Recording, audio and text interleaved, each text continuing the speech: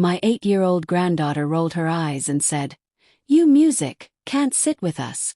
Mom said, "You're an old burden." The table burst out laughing, including my son. I stood up and left quietly. "Music," that night he texted. "Payment still due tomorrow?" I answered, "Figure music it out." Next day, panic. "Where are you watching from today?" Drop your location in the comments below and hit that like and subscribe button. Let me tell you how one dinner ruined everything but also saved my life in ways I never expected. It all happened at Ruby's Pizza Palace. You know, one of those places with flashing lights and noisy games everywhere. I'm Dorothy Chen, but people call me Dot. I'm 68 years old. I used to work at the post office for 40 years.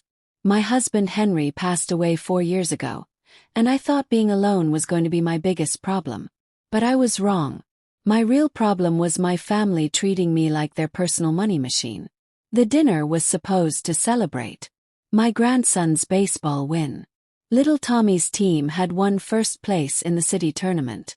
Marcus, my son, said we had to celebrate big.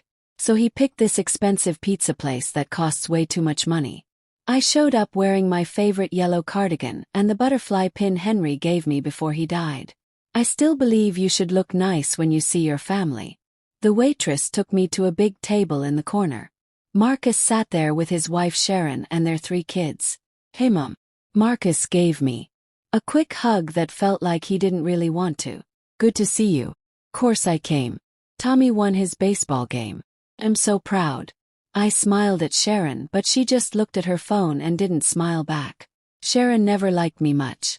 She always said I asked too many questions and cared too much about things that weren't my business. My granddaughter Bella was drawing pictures on her napkin.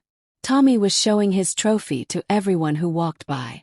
My youngest grandson Eddie was only 5 and kept spilling his juice everywhere. Just normal family stuff. Nothing strange yet. Things got bad when Sharon's brother Kyle showed up with his family. His twin boys ran around screaming and knocking into chairs. They were the same age as Bella and kept talking about their new swimming pool. Kyle made lots of money selling houses, and Sharon always wanted everything Kyle's family had. But Marcus worked at a car shop fixing engines. He made okay money but not swimming pool money. Sharon told the kids to sit together at one end of the table. "Move down there with your cousins," she said to Bella, pointing near where I was sitting. That's when Bella looked right at me and said the words that changed everything. "You can't sit with us. Mom said you're an old burden." The words felt like someone hit me in the chest. I couldn't breathe for a second. Kyle's wife made a weird, uncomfortable laugh. Marcus actually thought it was funny and shook his head like Bella said something cute. Sharon smiled behind her soda cup. I just sat there. My own granddaughter, who learned this from her mother, called me a burden in front of everyone at a restaurant. And my son thought it was a joke. I stood up slowly and put my napkin on the table very carefully. "Well," I said, and my voice was shaking inside, but I kept it steady.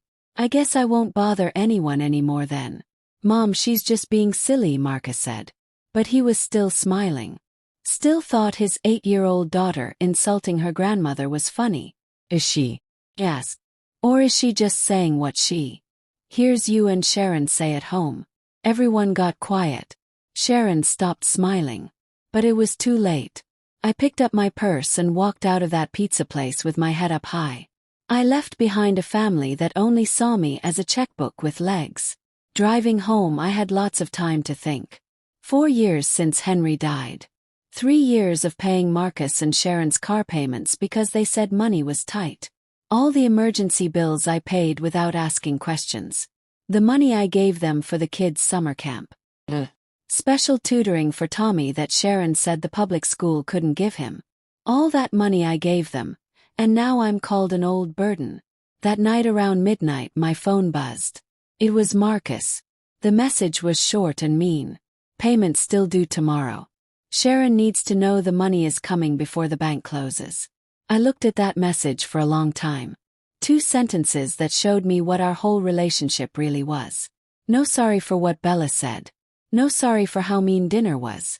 Just a reminder that I owed them money. I typed back just 2 words. Figure it out. Then I turned off my phone and went to sleep. I slept better than I had in months. Sometimes the best thing you can say to people is just no. But this was only the start of teaching them a lesson about what happens when you're mean to people who help you. The next morning I woke up to 22 missed calls and 51 text messages. I made my coffee, fed my bird Sunny, and read every single worried message while I ate my toast with grape jelly. It's amazing how fast something becomes an emergency when the money stops coming. Mom, please call back. One message from Marcus said. We can talk about this. Another from Sharon said. Grandma, I'm sorry, from Bella, but I knew Sharon made her type it.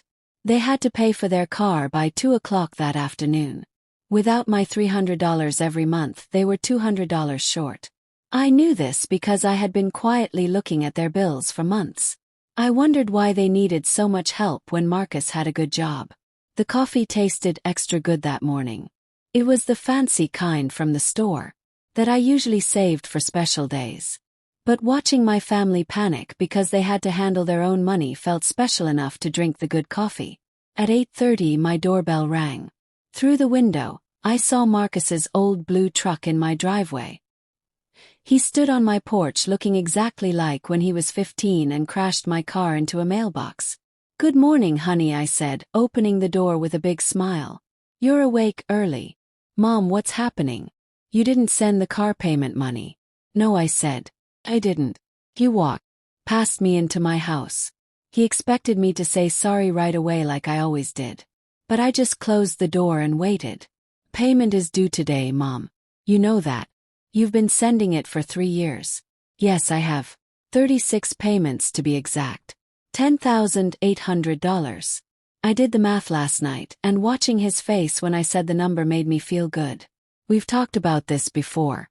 The car shop doesn't pay much right now. Really? I sat down in my comfy chair. The one Henry used to say felt like sitting on a cloud. 'Cause Sharon seemed pretty sure of herself last night when she called me a burden. People who are burdens don't deserve to keep giving money away. Marcus's face turned red. She didn't mean it like that. Oh, I think she meant it exactly like that. And I think you agreed because you thought Bella's little show was so funny. Look, Mom, we can talk later. Right now, I need you to call the bank and send the money. I couldn't believe what I was hearing. No, sorry. No, I was wrong. Just a demand that I keep paying for their life even after they embarrassed me in public. Marcus, I said slowly. I'm going to say this one time, so listen good. I will never pay for your car again. Not today. Not tomorrow. Not ever. His mouth opened and closed like a fish. You're not serious. Completely serious. Actually, I'm curious how you'll pay for it today. The bank called yesterday to ask when I was sending money. I told them I'm never sending money again. Mom, you're being crazy. One dumb thing an 8-year-old said and you're going to destroy our family. I'm not destroying anything. I'm just closing the bank of forever. His face went white when he understood. Without my money every month, they couldn't pay for their car. Without their car, Marcus couldn't get to work. Without work, they couldn't pay for anything. Everything was about to fall apart. We'll lose the car, he said quietly. Then maybe you should have thought about that before you let your daughter be mean to me in front of everyone. I stood up to show we were done talking. Have book club at noon. You need to figure this out yourself. Please. We can fix this. Sharon can say sorry. Sharon has had 3 years to be nice to me. Instead, she taught my granddaughter that I'm a burden. That ship has sailed, Marcus. He tried begging. He tried making deals. He even tried threatening me. Nothing worked because I finally understood something important. I didn't owe them a comfortable life just because we're family. After he left, I called my money helper, a nice lady named Ruth, and made an appointment for tomorrow. If I was closing the bank of I should figure out what to do with all the money I'd been wasting. That afternoon, Sharon came to my door. She was crying and promising things would change. I listened politely, gave her some tea, and sent her away with no money. That evening, Tommy called. My 11-year-old grandson was trying to make Grandma fix everything. Grandma, Mom said we might lose the car if you don't help. Your mother is right, I told him gently. But Tommy, that's not your worry. That's your mom and dad's job to handle. But you can fix it, right? You always fix everything. His innocent voice almost made me change my mind. Almost. Sometimes, sweetie, grown-ups have to fix their own problems. Your parents are adults. They'll figure it out. But when I hung up, I wondered if they really would. The letter saying they might lose their car came exactly 30 days later. I know because Tommy sent me a picture of it with a message that said, "Grandma, are you really going to let us lose our car?" I was sitting in my garden when the message came. I was looking at my beautiful roses and feeling the warm sun. Henry always said I was magic at growing flowers. Turns out those same hands were pretty good at stopping money from flowing to people who didn't deserve it. The letter gave them 75 days to pay all the money they owed or lose the car. 2.5 months to figure out what they should have been doing all along. But instead of using that time smart, they started what I call the operation to break Grandma. Started with guilt trips. Sharon left me voicemails crying about how the children would suffer. Marcus showed up without calling. First with fake emergencies, hoping to catch me in a weak moment. Even my neighbor Mrs. Patterson got pulled into their plan. She stopped by to say how sad it was when families fought over money. Money, I told Mrs. Patterson while we drank iced tea on my porch, has nothing to do with it. This is about respect. Something that seems pretty rare these days. The second week got worse.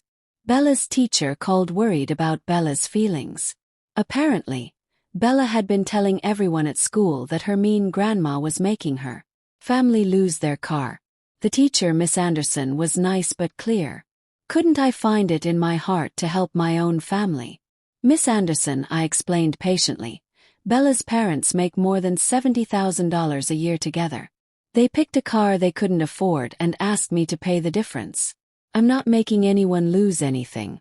I'm just refusing to pay for their bad choices. The third week brought my brother Paul into the mess. Paul lived in Florida and only called twice a year when he needed something. The time he needed me to stop embarrassing the family by letting Marcus and Sharon lose their car. What's wrong with you? Henry would be so upset by this. Henry, I said sharply, would be upset by a grandson who lets his 8-year-old daughter be mean to her grandmother and thinks it's funny. Henry believed in respect, Paul. You should remember that. But the real shock came in week 4 when my lawyer called. Mrs. Chen, this is Amanda Torres from Torres Legal Services. I represent your son Marcus Chen in a legal matter about. I almost dropped my phone. What do you mean? Your son is trying to get the court to say you can't make good choices with money anymore. He says you're acting strange and making bad decisions. He thinks you can't think clearly. I couldn't believe it. Marcus was actually trying to get a judge to say I was too confused to handle my own money. Then he could control it and make me start paying again. My own son was trying to steal my money because I said no. Miss Torres, I said, and my heart was beating fast but my voice stayed calm. I think there's been a mistake. My brain works perfectly fine.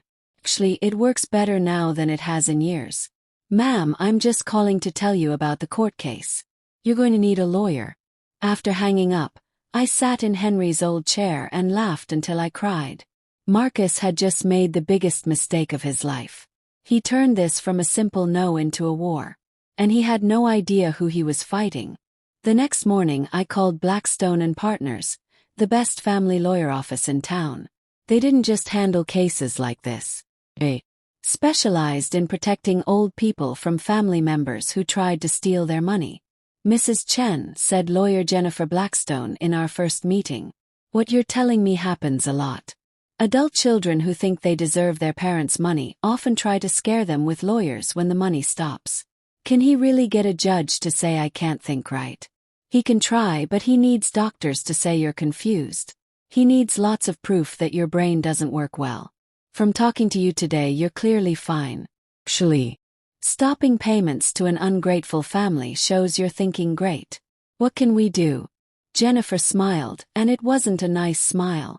We defend you hard and then we attack back. Taking money from old people by tricking them is a crime, Mrs. Chen. If he's been manipulating you for money while letting his family be mean to you, we can try to get him arrested. I don't want him in jail.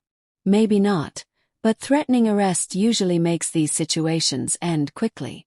As I drove home from the lawyer's office, I felt something I hadn't felt in years. Excitement. Marcus wanted to play rough. Perfect. He just challenged a 68-year-old woman who spent 40 years working at the post office, dealing with angry customers. I balanced our family money through 3 times when the economy was bad. I took care of Henry through his sickness without falling apart. Marcus was about to learn that grandmas don't become pushovers when they get old. Sometimes they just get smarter about when and how they fight. That evening Marcus called. "Mom, I didn't want it to come to this, but you're making me do it." "Am I?" asked sweetly. "How interesting. Tell me, Marcus, exactly how much money do you think I have?" The question confused him. "What do you mean?" "I mean exactly what I said. How much money do you think I have? Since you're so worried about my money choices, you must have done your homework." Silence. Of course he had no idea. He never cared about understanding my money. He just assumed there was endless money for him whenever he wanted. "We'll talk about this in court," he finally said. "Yes, we certainly will." The court day was on a Thursday morning in late August. I got there early, wearing my best gray dress and carrying Henry's old briefcase. Inside that briefcase were 3 years of money records, reports from my recent doctor visit, and a test from a brain doctor that proved what I already knew. My brain was sharper now than it had been in years. Marcus arrived with Sharon and a lawyer who looked too young to be a real lawyer. They sat on the other side of the courtroom, whispering to each other. Sharon kept looking at me angry, like she couldn't understand how their perfect plan went so wrong. The judge was Honorable Maria Gonzalez. She was a woman around 50 with gray hair and eyes that saw everything. She looked at all the papers very carefully, like someone who had seen too many families destroy themselves over money. Marcus's lawyer went first. He painted a picture of an old woman whose brain stopped working right after her husband died. He showed evidence of my crazy money behavior. I suddenly stopped. The car payments. I closed accounts that my family used to be able to use. And what he called weird anger toward my son and his family. "Your Honor," the young lawyer said seriously, "Mrs. Chen's behavior is completely different from years of generous, loving support. This sudden change shows her brain is declining and needs professional help." I wanted to laugh. According to Marcus's story, being sane meant giving unlimited money. But setting limits meant you were crazy. Then it was Jennifer's turn. "Your Honor, Mrs. Chen is here today because she committed the apparently terrible sin of saying no to adult children who felt entitled to her money." Jennifer stood with quiet confidence. Her voice was clear and strong. "This isn't a case of a declining brain. It's a case of finally seeing things clearly." She showed my doctor records first. Blood pressure perfect. Brain function tests perfect. My doctor's written note that I was in amazing health for a 68-year-old woman. Then came my money records, organized perfectly and showing I'd given Marcus and Sharon over $12,000 in the past 3 years alone. Mrs. Chen didn't stop thinking clearly, "Your Honor." She started thinking clearly. She realized she was being used by family members who showed her no respect, no thank you, and finally taught their 8-year-old daughter to embarrass her grandmother in public. The real bombshell came when Jennifer played the recordings. "Your Honor, Mrs. Chen started recording conversations with her son after he threatened to take her to court. These recordings, made legally in her own home, show the true nature of this family relationship. The first recording was Marcus's voice demanding money and threatening court when I said no. The second recording caught Sharon talking to a friend on speakerphone about how they'd have to find another way to squeeze money out of the old lady once they got control of her accounts. The courtroom went silent as my daughter-in-law's voice filled the air, talking about me like I was a thing to use instead of a person who deserved respect. Judge Gonzalez's face looked very unhappy. "Mr. Chen," she said, talking directly to Marcus, "do you have anything to say about these recordings?" Marcus looked like a man who just realized he was sinking in quicksand. "Your Honor, those conversations were taken the wrong way." "What wrong way makes it okay to call your mother the old lady while talking about ways to get her money?" No answer because there wasn't one. Judge Gonzalez looked at her notes for what felt like forever before speaking. This request to control Mrs. Chen's money is denied. Also, I'm sending this case to the district attorney's office to investigate possible elder financial abuse. The gavel fell, and with it, Marcus's master plan crumbled into pieces. Outside the courthouse, Jennifer and I stood on the steps. We watched Marcus, Sharon, and their lawyer having a heated argument next to their car. What happens now? Yes. Now they realize they made a huge error. The DA will investigate, and they might face criminal charges for financial abuse. More importantly for them, they've lost any chance of getting your money ever again. I watched my son waving his arms angrily at his wife. Sharon's face was red with fury. She kept pointing at me like this was all my fault. Do you think they'll actually charge them with a crime? Yes. That depends on what the investigation finds. But Mrs. Chen, even if they don't prosecute, your son and daughter-in-law now understand you're not the helpless old woman they thought you were. They underestimated you badly. As we walked to our cars, my phone buzzed with a text from Tommy. Grandma, Mom and Dad are really mad. Can we come over and talk? I showed the message to Jennifer. She shook her head. They're going to try to rebuild the relationship now that legal threats failed. Be very careful about letting them back into your life without real changes. That evening, as I sat in my garden with some lemonade, I thought about how much my life had changed in just 2 months. I went from being a family ATM to being a woman who stood up in court and defended her right to dignity and respect. The roses smelled extra sweet that night. The sunset painted my garden in orange and pink colors. For the first time since Henry died, I felt truly alive. But something told me Marcus and Sharon weren't finished yet. Desperate people do desperate things. Losing in court only made them more desperate. I was right to be careful. 4 weeks after the court hearing, I found out exactly how desperate they'd become. My neighbor called at 5 in the morning. There's a moving truck at Marcus's house. They're loading boxes. I stood at my bedroom window watching the circus happen across the street. Marcus, Sharon, and some friends were moving furniture with the frantic energy of people running from something. My phone rang. Marcus's number. Mom, I wanted you to hear this from me. We're moving. Can see that. Where are you going? Orlando. Sharon's sister has a house there, and I can get mechanic work. Better jobs there. His voice had that fake happiness he used since he was little when trying to hide trouble. How nice for you all. The kids must be excited about moving. About that, Mom. The kids are going to stay with you. I almost dropped my phone. What? Just temporarily until we get settled and find a place with good schools. Sharon thinks it would be easier if they stayed here where everything is familiar. I couldn't believe the nerve. They were abandoning their children and expecting me to be their free babysitter while they escaped the money mess they created. Marcus, I said slowly. Let me make sure I understand. You're moving to Orlando, leaving Tommy, Bella, and Eddie behind, and you just assume I'll take care of them. It's not abandoning them, Mom. It's just practical. They can finish the school year here. And who exactly asked me if I was willing to become a guardian to 3 children? Silence, because of course nobody asked me. They just assumed good old Grandma would step up and solve another problem they made. The thing is, Marcus continued, his voice getting more desperate, we already told the kids. They're excited to spend time with Grandma. Through my window, I watched Tommy, Bella, and Eddie sitting on their front steps looking anything but excited. They looked confused, scared, and abandoned. My heart broke for them even as anger rose in my chest. Marcus, you will not dump your children on me because you made bad money choices. Mom, please. We don't have other options. You have plenty of options. You can be responsible for your children like adults do. You can take them with you to Orlando. You can find work here instead of running away. What you can't do is make your problems my responsibility. But the kids need stability. They need parents who don't abandon them when life gets hard. The call ended with Marcus promising to figure something out. But I could see through my window nothing was changing. The truck kept loading, and 3 children kept sitting on steps, waiting to learn their fate. An hour later, Sharon knocked on my door. She'd clearly been crying.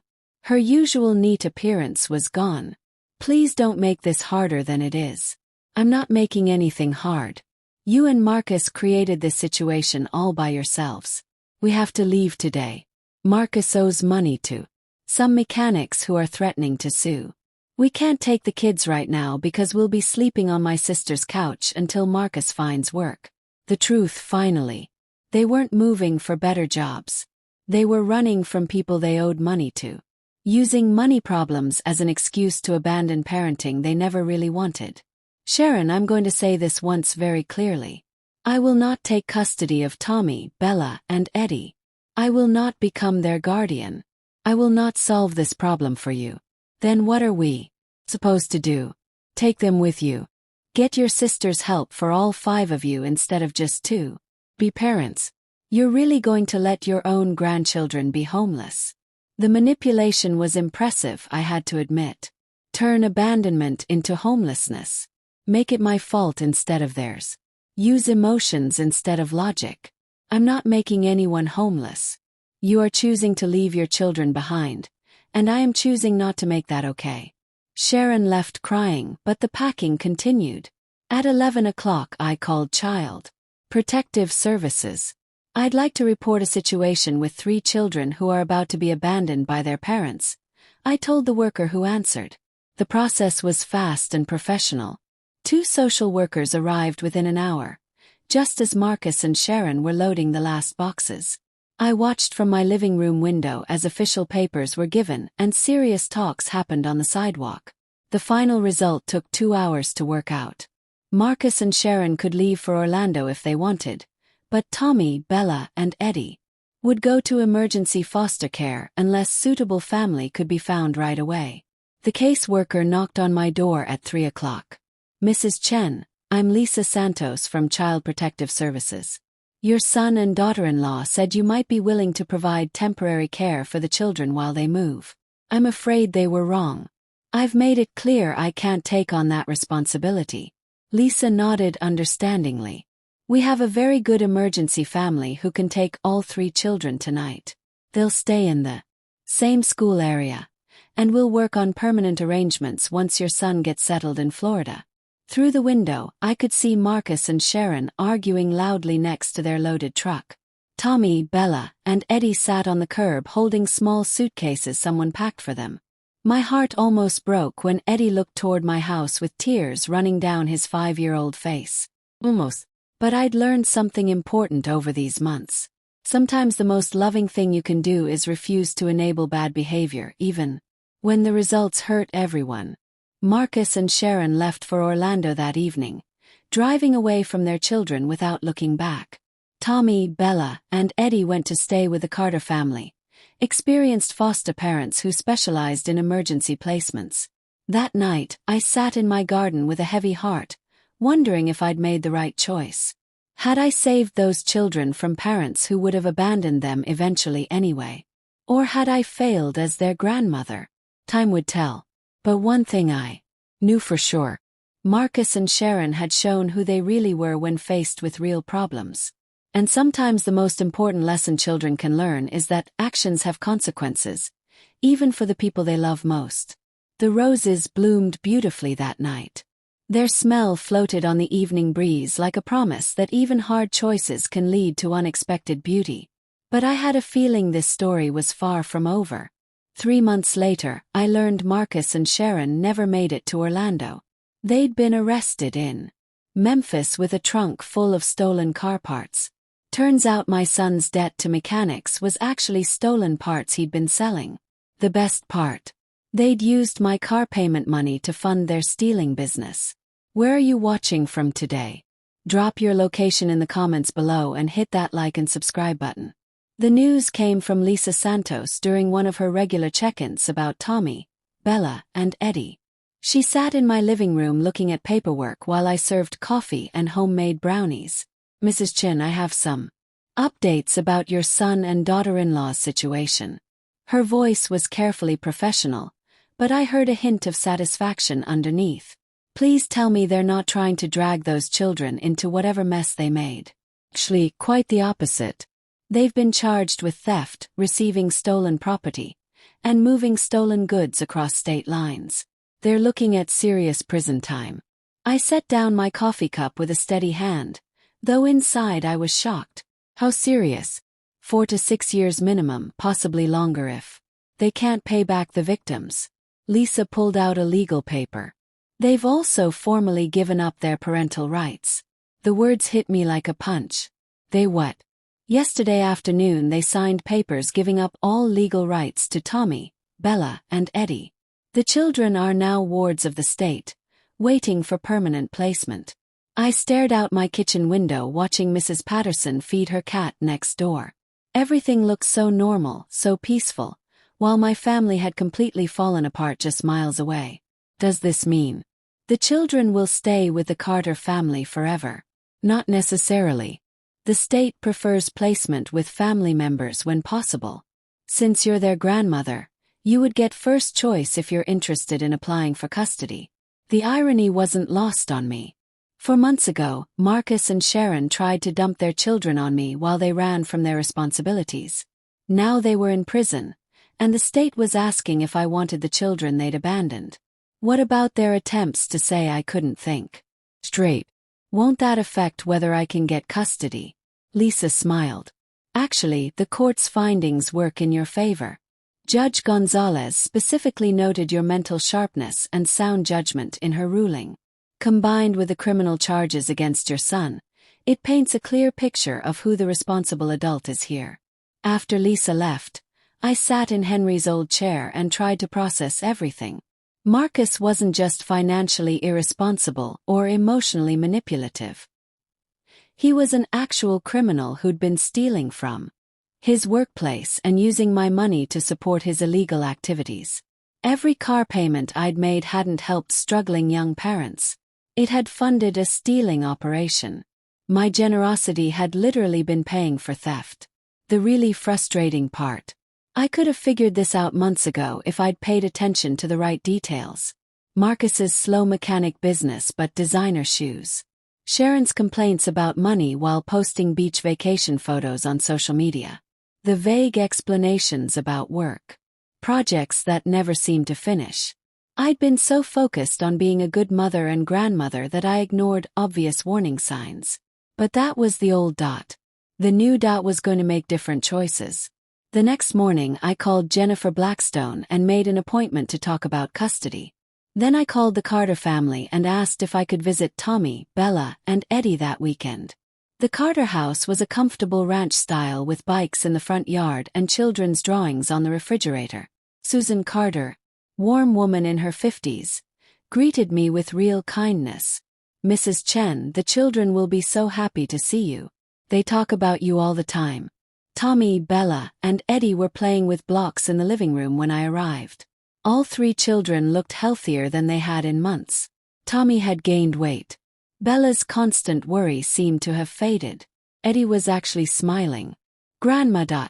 Eddie launched himself into my arms with enthusiasm I hadn't seen since he was a baby, before Sharon taught him I was a burden. Hey, kiddo. How are you liking it here? It's really good. Susan makes chocolate chip pancakes on Saturdays, and Mike helps me with my spelling words. And guess what? I'm not scared all the time anymore. The casual mention of fear caught my attention. Scared of what, sweetheart? Mom and Dad fighting about money and mean people calling the house. Sometimes Dad would get really angry and throw things. But it's quiet here. Good quiet, not scary quiet. Tommy nodded from across the room. Mom used to cry a lot when she thought we couldn't hear, and Dad was always on the phone with people who made him mad. These children had been living with way more stress and problems than I realized. Marcus and Sharon's money troubles weren't just about bad budgeting. They'd been creating a genuinely unstable home for their kids. I spent 4 hours at the Carter house, and by the time I left, 2 things were clear. First, Tommy, Bella, and Eddie were thriving in a stable home for the first time in years. Second, they deserved grandparents who put their welfare above personal convenience. That evening I called Jennifer Blackstone. I want to file for custody, I told her without hesitation. Are you sure? Taking on 3 children at your age is a big commitment. Jennifer, those children have been failed by every adult in their lives except the Carters. I failed them too when I refused to take them in. I won't make that mistake again. This is different from temporary emergency care, Mrs. Chen. This would be permanent legal guardianship, possibly adoption. Are you prepared for school? Events, teenage problems, college applications, and everything that comes with full-time parenting. I looked around my quiet house, seeing it with new eyes. The spare bedrooms gathering dust. The big kitchen table that seated 10 but only fed 1. The garden that could easily fit a swing set and sandbox. I'm 68 years old, Jennifer. I'm healthy, financially stable, and I just spent 4 months learning exactly how much backbone I have when people try to take advantage of me. I think I can handle 3 children who actually deserve my help. Then let's get started on the paperwork. The custody process would take months, but I wasn't worried about the outcome. I had excellent legal help, a clean record, and most importantly, I was fighting for something worthwhile instead of against people who'd betrayed me. For the first time since this whole mess started, I was moving toward something positive instead of just away from something negative. But first, I had a house to change and a life to redesign. Being a full-time grandmother at 68 was going to need some serious planning. The old Dot might have been scared by such a big life change. The new Dot was already shopping for bunk beds online. The custody hearing was scheduled for November 20th, exactly 7 months after Marcus and Sharon had driven away from their children. I arrived at the courthouse wearing my best navy dress and carrying a folder thick with character letters, financial statements, and a detailed parenting plan I developed with help from a family counselor. Tommy, Bella, and Eddie sat, with Lisa Santos in the front row, all dressed in their best clothes and looking nervous but hopeful. Over the past 3 months, they'd been visiting my house every weekend, slowly settling into routines that felt natural and right. Judge Gonzalez presided over this hearing too, and I took her presence as a positive sign. She already knew the family history and had seen firsthand how Marcus and Sharon operated. Mrs. Chen, Judge Gonzalez began. You're asking for permanent custody of your grandchildren following their parents. Imprisonment and voluntary giving up of parental rights. This is a big responsibility. Are you prepared for the challenges of raising 3 children at your age? Your Honor, I raised 1 child already, though I apparently did a poor job given how he turned out. A small chuckle went through the courtroom. I believe I've learned from those mistakes and can do better with a second chance. The hearing went smoothly. Jennifer showed evidence of my financial stability, physical and mental health, and the home changes I'd already completed. The social worker reports were glowing. Tommy, Bella, and Eddie's own words were heartfelt. I want to live with Grandma, Bella told the judge in a clear, confident voice. She makes me feel safe, and she doesn't yell about money all the time. Tommy was equally direct. Grandma's house feels like home now. She helps with homework and doesn't get mad when I ask questions. But the real surprise came when Susan Carter asked to speak on my behalf. Your Honor, my husband and I have been foster parents for 10 years. We've cared for many children and we understand what healthy families look like. Susan's voice was steady and professional. Tommy, Bella, and Eddie have grown during their time with us, but they bloomed even more during their weekend visits with Mrs. Chen. She provides exactly the right mix of structure, love, and stability these children need. Judge Gonzalez looked at her notes carefully before making her decision. Based on the evidence shown and the clear best interests of the children, I grant permanent custody of Tommy Chen, Bella Chen, and Eddie Chen to their grandmother, Dorothy Chen, effective immediately. The gavel fell, and suddenly I was responsible for 3 children again at 68 years old. Tommy, Bella, and Eddie rushed toward me with huge smiles, and for the first time in months, I felt like I was exactly where I belonged. The change happened faster than I'd expected. Within a week, Tommy, Bella, and Eddie had moved into my house permanently. Tommy took the bigger spare bedroom, which I'd painted green, and furnished with a desk for homework and shelves for his growing collection of comic books. Bella claimed the middle room, which became a purple and yellow space filled with art supplies and stuffed animals. Eddie got the smallest room, which I decorated with dinosaurs and building blocks. The first few weeks were crazy. School routines, meal planning, laundry schedules, and the general noise level of a house with children took getting used to. But it was good chaos, purposeful chaos, completely different from the unpredictable drama that had defined our family for years. The biggest surprise was how much I enjoyed being needed again. Not for money or convenience, but for real parenting support. Helping Tommy with science, listening to Bella practice violin, reading bedtime stories to Eddie, and managing the daily stuff of 3 active children gave my life structure and meaning I hadn't realized I'd been missing. Christmas that year was magical. Tommy, Bella, and Eddie had lived through years of holidays shadowed by their parents. Money stress and marriage problems. This Christmas was different. Peaceful, joyful, focused on family instead of money. On Christmas morning, as we opened presents around the tree I'd helped them decorate, Bella made an announcement that stopped my heart. "Grandmother, can we call you Mom now? I mean, if you want us to. The kids at school keep asking about our parents, and it's weird to explain about prison and stuff." I looked at these 3 children who'd been through so much trouble and somehow landed in my living room and felt overwhelming gratitude for the series of events that brought us together. "I would be honored to be your mom," I told them, and meant every word. Tommy grinned. "Good, because I already put you down at school as mom instead of grandmother." I hope that was okay. It was more than okay. It was perfect.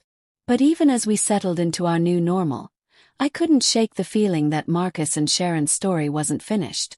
Prison sentences have end dates, and people who blame others for their problems rarely accept responsibility during time in jail. I was right to be cautious. In January, I got a letter from Sharon written from county jail while she waited for sentencing. The letter was full of the same manipulative words I'd learned to recognize, promising change while demanding forgiveness and hinting she expected us to reconcile eventually. More concerning was the letter from Marcus that arrived a week later. His tone was different, angrier. He blamed me for destroying his family and poisoning his children against him. He promised he would make things right once he was released. I showed both letters to Jennifer Blackstone, who immediately filed papers to make sure Marcus and Sharon would have no contact rights with Tommy, Bella, and Eddie when they got out. She also told me to document any future communication and consider getting restraining orders if the threats got worse. Mrs. Chen, people who refuse to accept responsibility for their actions often become more dangerous over time, not less. Your son has convinced himself that you're the villain in this story. That makes you a potential target when he gets out. How long do we have? With good behavior, probably 3 to 4 years. But I recommend we prepare for the worst case now while we have time to put proper legal protections in place. That night, I sat in the garden with tea, watching Tommy, Bella, and Eddie chase lightning bugs across the lawn. They were laughing and carefree, finally living the childhood they deserved. I'd moved mountains to give them this stability, and I wasn't about to let their biological parents destroy it again. Marcus wanted to make things right. Perfect. Because I had a few things to make right myself, and I'd learned a lot about planning ahead over the past year. The old Dot had been reactive, responding to problems created by others. The new Dot was going to be proactive, seeing problems and solving them before they became threats to my family. Marcus thought prison was the worst thing that happened to him. He was about to learn that underestimating his mother was a far more serious mistake. The detective called on a Tuesday morning in February, just as I was making waffles for Tommy, Bella, and Eddie before school. Detective Williams from the Financial Crimes Unit had news that would change everything I thought I knew about my son's criminal activities. "Mrs. Chen, I need to ask you some questions about the car payments you made for your son. We're investigating a much larger criminal network, and Marcus's case has provided some unexpected leads." After the children left for school, Detective Williams arrived with a thick file and a serious face. He sat at my kitchen table, accepting coffee while organizing documents that looked way more complicated than simple theft charges. "Mrs. Chen, how much do you know about your son's mechanic work?" "Very little, apparently. I thought he was a car mechanic at a local shop, But clearly I was wrong about most things about Marcus. He did work for Rodriguez Auto Repair, but not as a lead mechanic. He was the parts manager with access to expensive equipment and tools. What we've discovered is that he wasn't just stealing parts. He was part of an organized theft ring that's been operating for nearly 6 years. The detective spread photos across my table. Auto shops, expensive machinery, warehouse buildings, and shipping papers with changed dates and signatures. This operation was smart. They would steal parts from shops, change serial numbers, and sell the parts through fake companies in other states. Marcus's role was finding targets and giving inside information about security, systems, and delivery schedules. I studied the photos, feeling sick as I understood how big Marcus's crimes really were. How much money are we talking about? Over $3 million in stolen parts and fake sales. Marcus wasn't a small-time thief, Mrs. Chen. He was a key player in a major criminal operation. And the car payment money I gave him. Detective Williams pulled out bank records. Your monthly payments weren't supporting his family. They were funding operational expenses for the theft ring. Vehicle, rentals, storage buildings, fake document creation, and bribes to security guards at various shops. The revelation was shocking. For 3 years, I'd been an unwitting helper to organized crime, giving operational money while thinking I was helping struggling young parents. Detective, am I in legal trouble for unknowingly paying for criminal activity? Well, you're clearly a victim of lying, not a willing participant.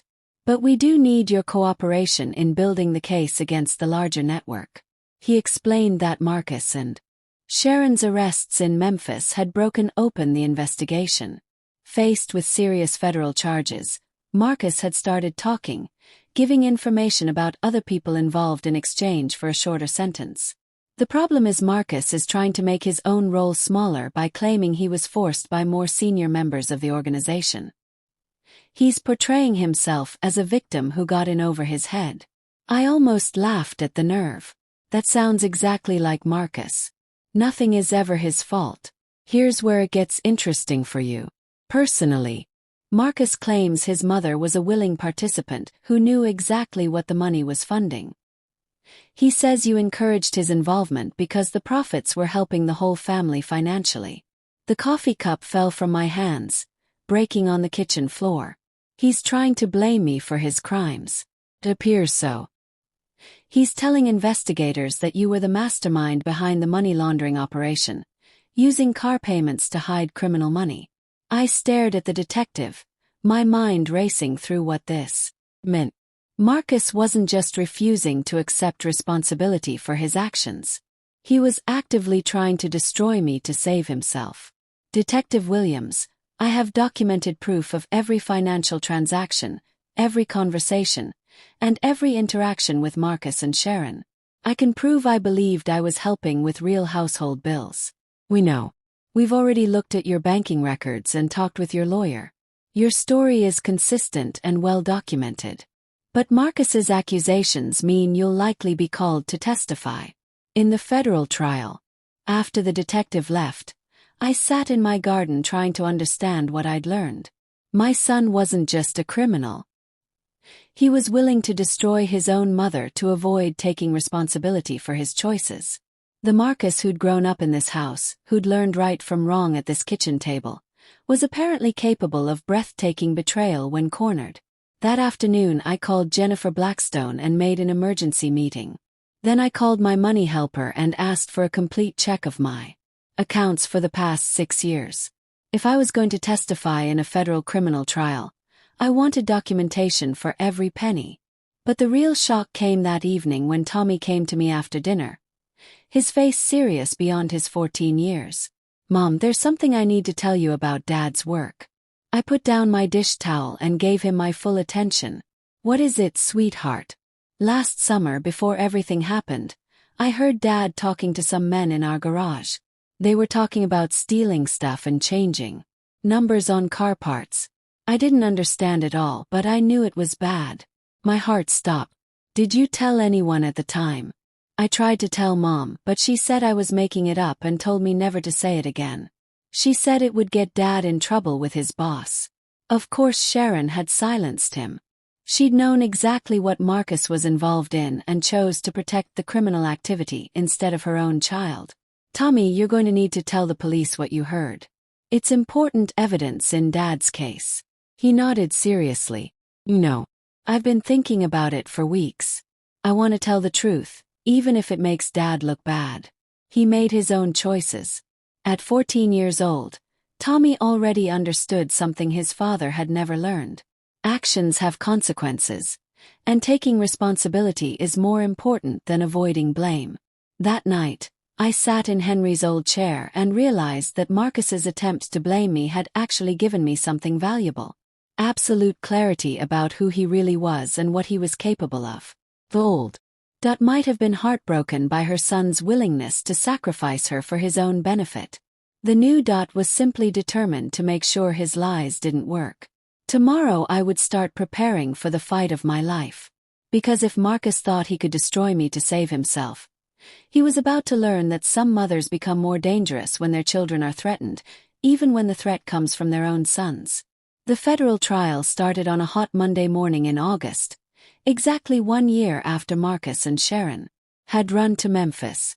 I sat in the witness waiting room wearing my best charcoal dress and reviewing the testimony I'd practiced with federal lawyers for weeks. Tommy sat beside me looking nervous but determined. At 15 now, he'd grown 4 inches and gained confidence that came from living in a stable home. Today, he would testify against his own father, and I'd never been prouder of his courage. Mrs. Chen, you're up first, said Assistant U.S. Attorney David Martinez. Remember, just tell the truth clearly and let the evidence speak for itself.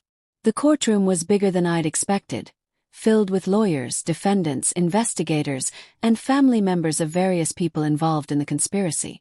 Marcus sat at the defendant's table wearing an orange jumpsuit and looking older than his 44 years.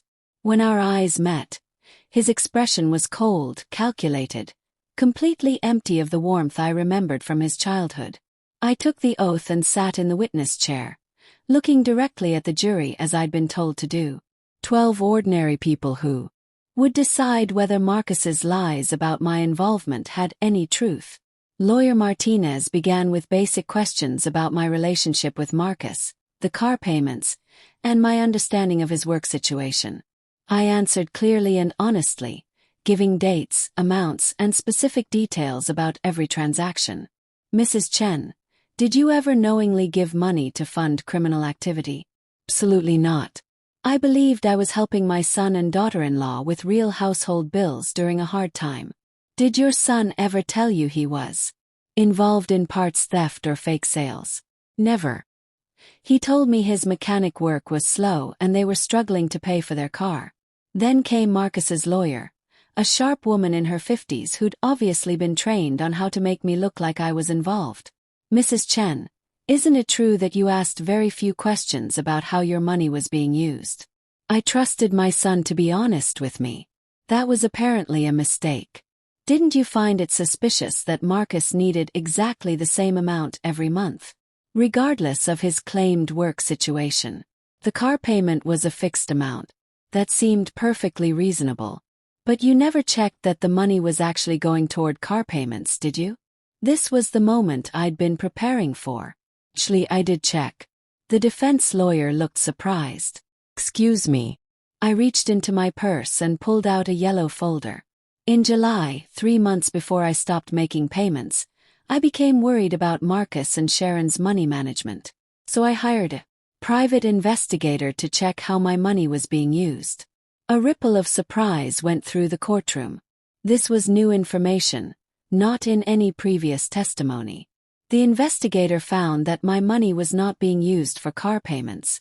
Marcus and Sharon were using their own income for the car and sending my money to fund what looked like business expenses. Unexplained storage unit rentals, cash payments to unknown people, and large deposits into accounts I'd never heard of. Marcus's lawyer looked genuinely shocked. Why didn't you confront your son with this information? I planned to, but before I could set up a meeting, my granddaughter publicly called me an old burden at a family dinner, clearly repeating something she'd heard at home. That's when I realized my money had bought me nothing but hate from people I thought I was helping.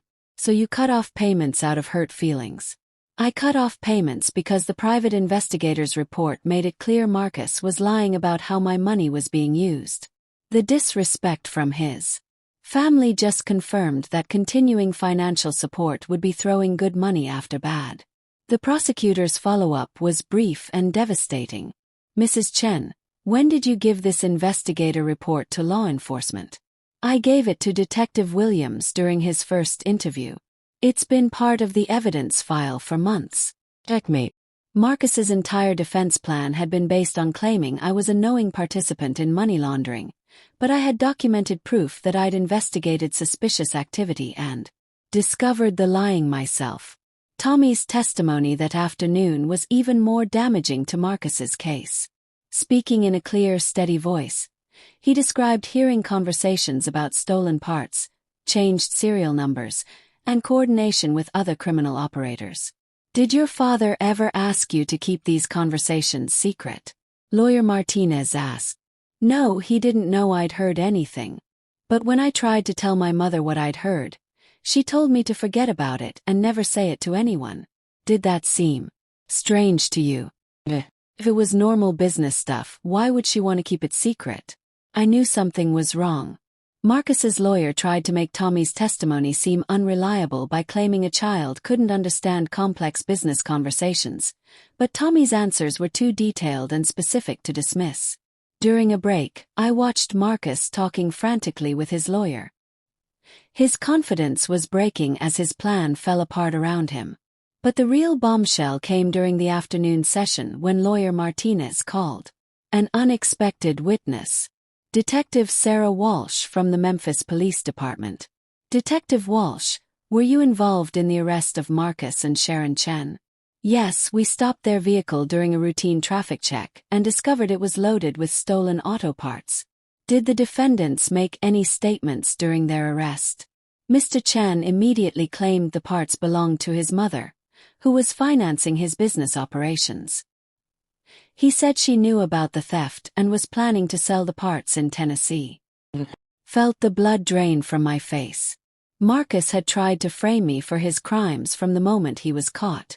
Did you find any evidence supporting Mr. Chen's claims about his mother's involvement? None whatsoever. Mrs. Chen was in her hometown at the time of the arrest with multiple witnesses confirming where she was. She had no connection to the stolen parts beyond unknowingly giving money that funded the operation. Marcus's face had gone completely white. He'd just been exposed as someone willing to destroy his own mother, to escape responsibility for his crimes. That night, as I sat in my hotel room preparing for the next day, I realized something big had happened in that courtroom.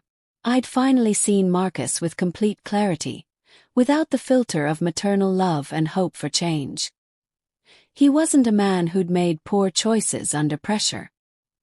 He wasn't a victim of circumstances or bad influences. He was someone fundamentally willing to sacrifice anyone, including his own mother, to avoid consequences for his actions. The old Dot would have been heartbroken by this revelation. The new Dot felt only grim satisfaction that the truth had finally been revealed. Tomorrow would bring closing arguments and jury thinking. But regardless of the verdict, I'd already won the most important victory. I'd protected Tommy, Bella, and Eddie from parents who would have destroyed them. And I'd stopped Marcus from destroying me. Sometimes the most loving thing you can do for someone is to stop enabling their bad behavior and let them face the natural consequences of their choices. Marcus was about to learn exactly what those consequences looked like. The jury came back with their verdict after less than 3 hours of thinking. Marcus Chen, guilty on all counts. Federal conspiracy, moving stolen goods across state lines, money laundering, and lying under oath for lying about my involvement. 15 years in federal prison without possibility of getting out early for 8 years. Sharon got 12 years for her role in the conspiracy.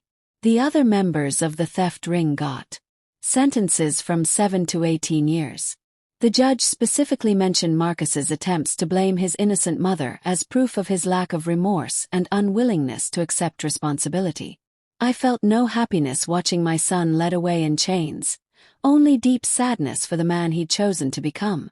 But the real surprise came 4 weeks later when I got a call from lawyer Adam Webb, representing Marcus's victims in a civil money case. "Mrs. Chen, I have some news that might interest you." Adam arrived at my house that afternoon with a briefcase full of papers and a story that would change everything I thought I knew about Marcus's criminal career. "Mrs. Chen, your son wasn't just stealing parts and selling them through fake companies. He was also running complicated insurance fraud schemes, identity theft operations, and investment scams targeting elderly victims. He spread papers across my dining table. Bank statements, insurance claims, fake investment papers, and lists of victims that made my stomach turn. Over the past 6 years, Marcus defrauded victims of more than 5 million. Elderly people who trusted him with their retirement savings, small business owners who hired him for repair projects that never got done, and insurance companies he tricked with fake accidents and false claims. How does this affect me?" Adam pulled out a specific set of papers. "Under federal laws, all money from criminal activity must be returned to victims. But there's an interesting problem in Marcus's case." He showed me a bank routing document that made my blood run cold. "Your son opened multiple business accounts using your social security number and personal information.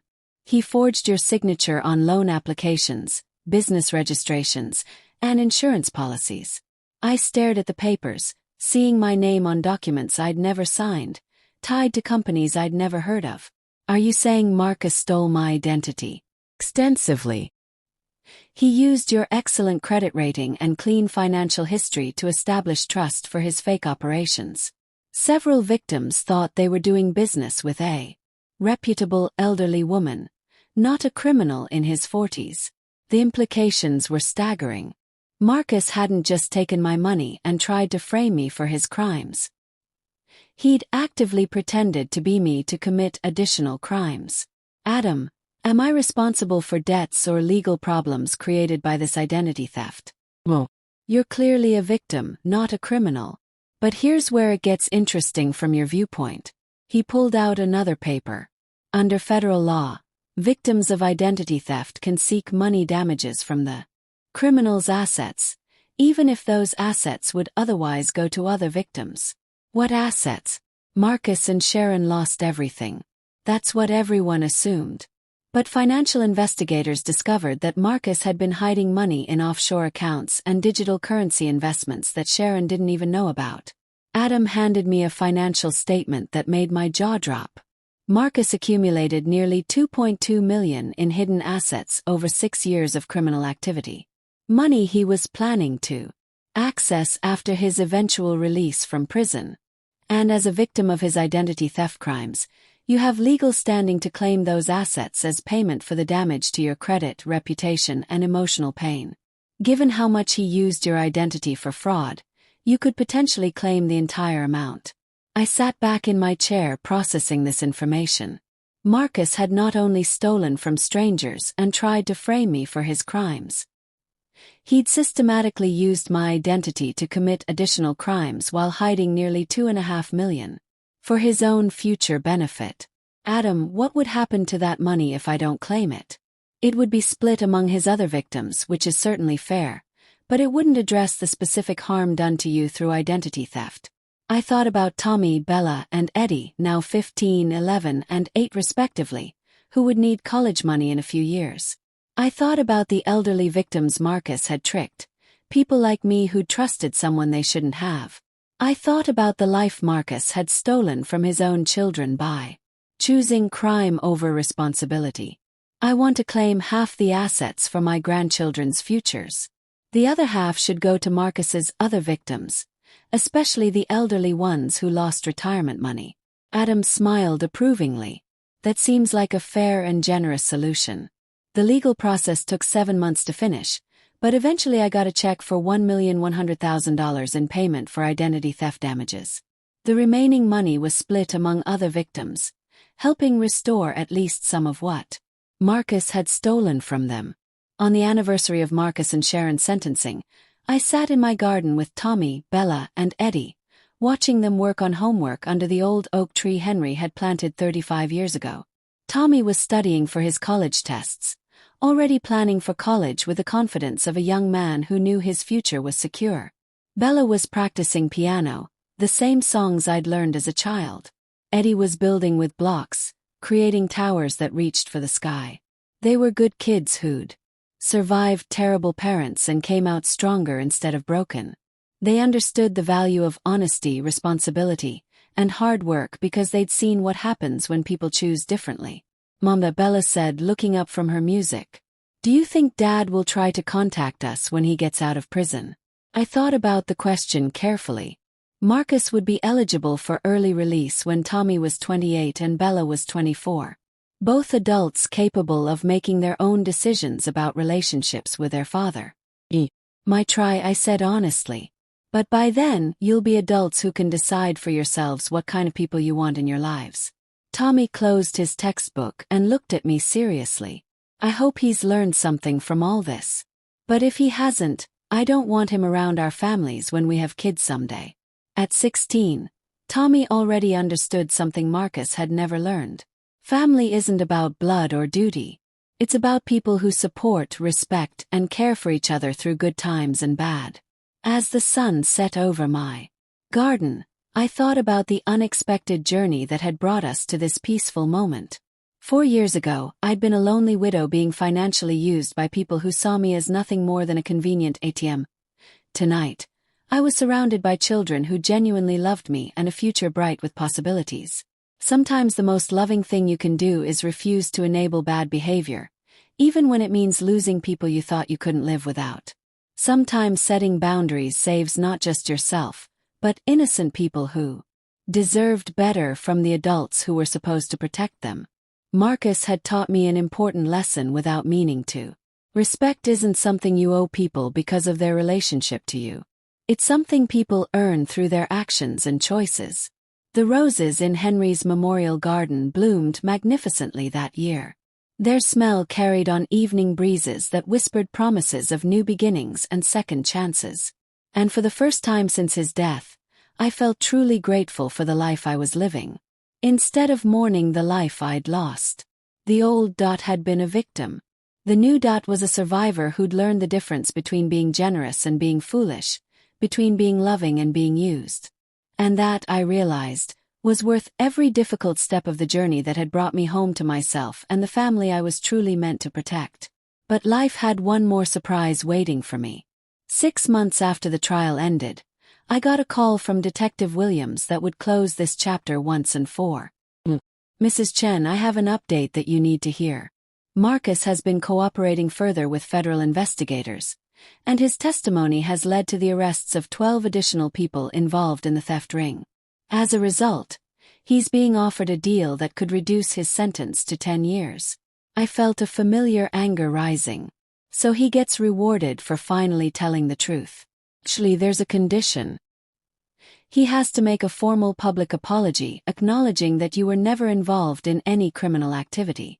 The prosecutors want to clear your name officially and compensate you further for the damage to your reputation. 2 weeks later, I sat in a courtroom once again. This time, Marcus stood before the judge looking tired and defeated. His orange jumpsuit hung loose on his frame. He'd lost weight and aged considerably during his months in prison. Mrs. Dorothy Chen, Marcus read from a prepared statement, his voice barely above a whisper. I stand before this court to acknowledge the terrible wrongs I have committed against my mother. She was never involved in any criminal activity. She never knew how I was using her money. She was a victim of my manipulation and lies. I falsely accused her to try to save myself. I stole her identity to commit additional crimes. I betrayed her trust, her love, and her generosity. I abandoned my children and tried to blame her for my failures.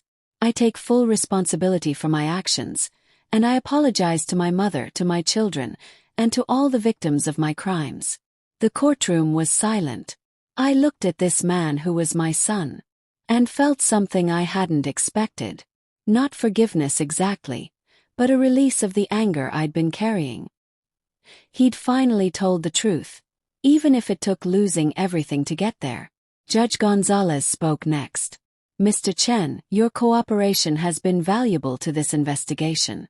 Your sentence is hereby reduced to 10 years with possibility of parole after 6. However, you are also ordered to have no contact with your mother or children, unless they explicitly request it in writing. This court finds that Dorothy Chen was a victim of your crimes, not a participant. Her name is cleared of any wrongdoing. After the hearing, Detective Williams walked me to my car. How do you feel, Mrs. Chen? Surprisingly at peace, I said. I got my name cleared, my grandchildren are thriving, and Marcus finally told the truth. That's more than I expected when this all started. You know, he said. In my 20 years as a detective, I've seen a lot of families destroyed by crime. But I've rarely seen someone rebuild from the ashes the way you have. Those kids are lucky to have you. I'm lucky to have them, I replied. That night I gathered Tommy, Bella, and Eddie in the living room. I told them about the hearing, about their father's apology, and about the reduced sentence. I wanted them to hear it from me, not from the news or gossip at school. Does this mean Dad might get out sooner? Eddie asked, his voice small. Yes, maybe in 6 years instead of 15. How do you feel about that? The 3 children looked at each other, having one of those silent conversations that siblings have. Mommy spoke for all of them. We're glad he told the truth about you, Momda. But we don't want to see him when he gets out. Maybe when we're older and he's proven he's really changed. But not now. Not yet. And you know what? That was perfectly okay with me. Thanks, music, for listening. Don't forget to subscribe and feel free to share your story in the comments. Your voice matters.